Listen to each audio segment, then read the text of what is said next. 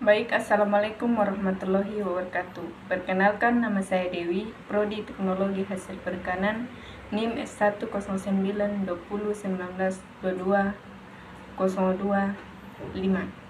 Nah, di sini saya akan menjelaskan terkait dengan biokimia pangan. Bagian A, lipid pada pangan. Lipid memainkan peran penting dalam pangan perikanan, menyediakan energi, mempengaruhi tekstur, dan memberikan kesehatan bagi konsumen. Nomor 1, definisi dan fungsi lipid. Definisi adalah sekelompok senyawa organik yang tidak larut dalam air termasuk minyak. Yang kedua, fungsi lipid. Lipid berfungsi sebagai sumber energi dan mempertahankan struktur sel. Yang kedua, jenis-jenis lipid, yaitu lemak jenuh, lemak tak jenuh, dan kolesterol. Yang ketiga, komposisi lipid ikan air laut, ikan air tawar, dan produk olahan. 4. Manfaat lipid pada kesehatan. Yang pertama, kesehatan jantung, fungsi otak, dan kesehatan mata. Bagian B, protein pada pangan. Protein pada pangan adalah nutrisi penting yang berperan dalam pembentukan jaringan tubuh, pertumbuhan sel, dan fungsi tubuh lainnya. Nomor 1, fungsi protein dalam pangan. Yang pertama, memberikan rasa kenyang, meningkatkan nilai gizi pangan, dan memperbaiki tekstur pangan. Yang kedua, manfaat protein bagi pangan sebagai sumber energi, pemenuhan kebutuhan nutrisi, dan dukungan kesehatan jantung. Yang ketiga, sumber protein hewani dan sumber protein nabati. 4.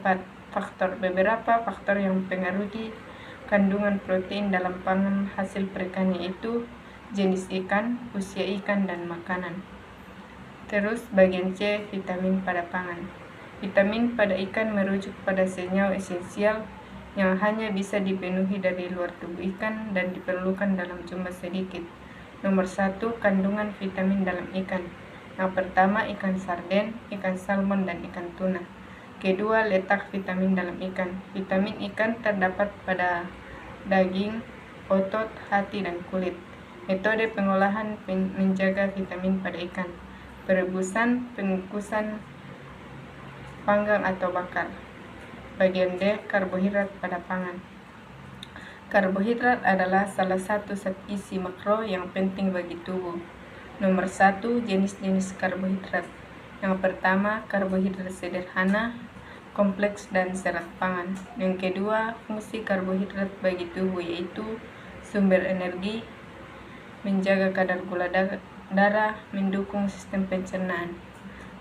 Nomor 3, pengaruh pengolahan terhadap karbohidrat, yaitu pemanasan, fermentasi, dan penggilingan. Bagian 4, perhitungan kebutuhan karbohidrat harian. Anak-anak 45-66%, remaja 45-65%.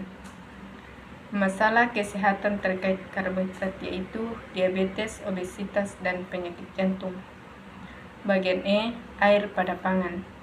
Air merupakan komponen penting yang terdapat dalam pangan karena berperan dalam berbagai proses biokimia yang terjadi selama proses pencernaan makanan. Nomor 1, peran air dalam pangan. Air merupakan komponen utama dalam banyak produk pangan, selain menjadi pelarut untuk berbagai zat dan nutrisi air. Yang kedua, fungsi air pada pangan, yaitu pelarut, pembawa nutrisi, dan reaksi kimia dan biokimia. Yang ketiga, jenis air dalam bahan pangan. Air baku, air pembentuk adonan, dan air pembuat es. 4, aktivitas air dalam kualitas dan keamanan pangan. Yang pertama, pertumbuhan mikroba, reaksi kimia, kestabilan produk, dan tekstur dan rasa. Sekian dan terima kasih.